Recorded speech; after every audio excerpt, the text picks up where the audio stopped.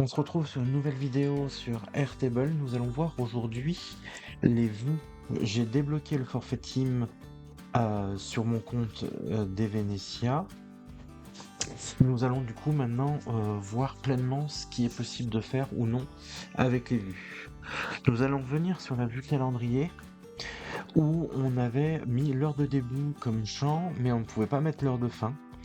Là maintenant je peux mettre l'heure de fin, ce qui va me permettre d'avoir un calendrier quand je vais le faire à la journée. C'est ici, pardon, non, c'est ici à la semaine par exemple, d'avoir de pouvoir rajouter, voilà, une heure de début, une heure de fin, ça va aller jusqu'à 19h30, voilà. Et là, du coup, on a notre champ qu'on va appeler test. Comme je vous l'avais dit plus tôt, on peut mettre une petite description. Et du coup, ça apparaît, voilà, ici, notre texte et notre description. C'est la petite amélioration du forfait payant là-dessus. Nous allons voir un petit peu plus, comme je vous disais, sur les vues. On va rester un petit peu sur la vue calendrier, on partira sur d'autres vues. Mais ce qu'on va voir là, c'est-à-dire les filtres, le tri et pour colorer, ça sera des choses qui marcheront dans toutes les vues. Donc on va y voir uniquement pour le moment ici, ou on verra aussi dans le grid view, hein. Déjà on va colorer la chose suivant quelque chose. C'est-à-dire si le champ est en cours par exemple, si le statut, suivant le statut, ça va colorier suivant le statut qu'il est. Ce qui peut être très pratique, à savoir que là nous ne voyons pas le statut dans lequel il se trouve. Donc on va rajouter un statut, voilà, tac, comme ça on peut modifier et le mettre en statut terminé, ce qui me coloriera la cellule de la couleur du terminé. Ça c'est une chose, mais par contre je peux aussi aller un peu plus loin et dire que je veux que ça soit en colorier uniquement les tâches qui sont liées à un projet quelconque. Je vais prendre l'exemple, par exemple, que si c'est le projet, et là, en fait, on va déployer un petit peu plus les conditions. Les conditions, c'est tout écrit. Il faut juste lire ce qui est écrit. On définit cette couleur-là lorsque quelle colonne de ma table, donc la colonne projet, et après on a des tas de sélections, quand elle est vide, quand elle n'est pas vide, quand elle contient quelque chose, quand elle ne contient pas quelque chose, ou quand elle contient n'importe lesquelles des valeurs. Ça, c'est souvent ce qu'on utilise quand on a des liens, et on va chercher la valeur création de l'outil, par exemple. Donc ça va se mettre en bleu quand le projet création de l'outil informatique est fait.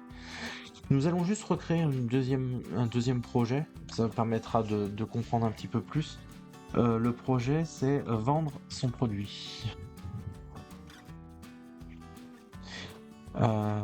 Méthode de vente. Méthode de vente.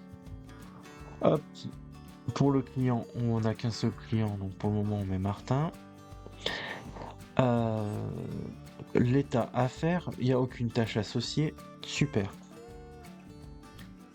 Nous revenons sur notre tâche, test.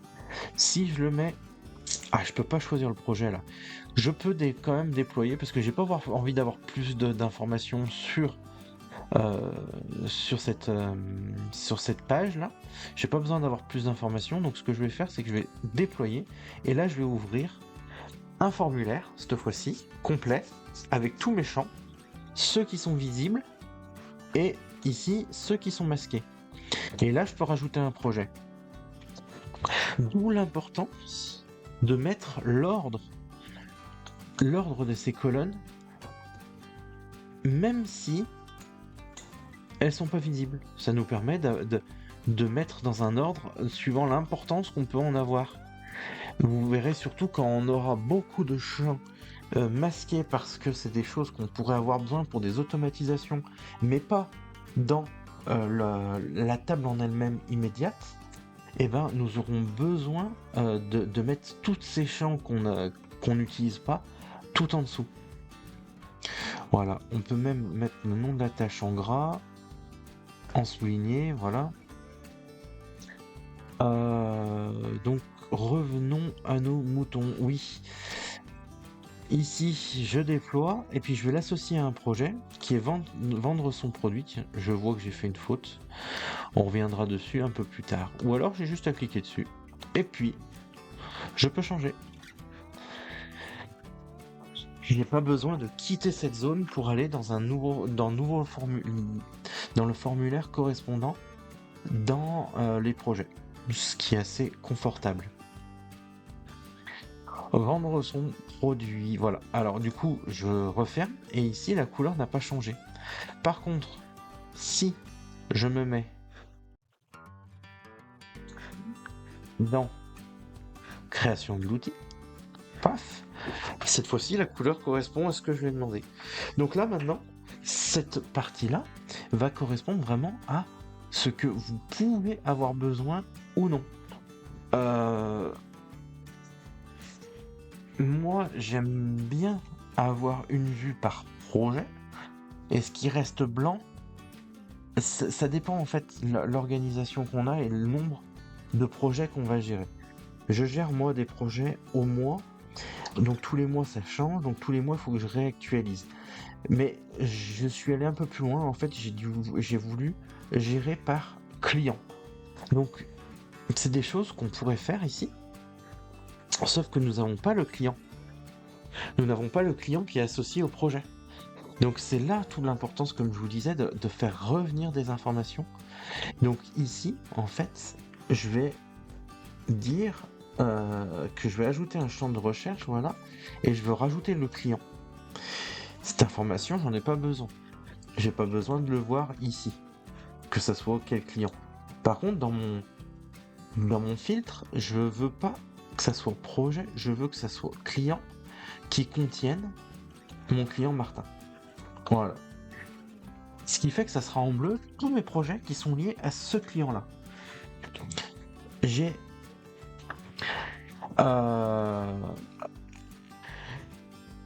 J'arrête cette vidéo un petit peu brutalement car je trouve que la vidéo est trop longue et je vais la découper en plusieurs parties. Donc cette partie-là est terminée. Je vous dis à très vite dans la prochaine vidéo.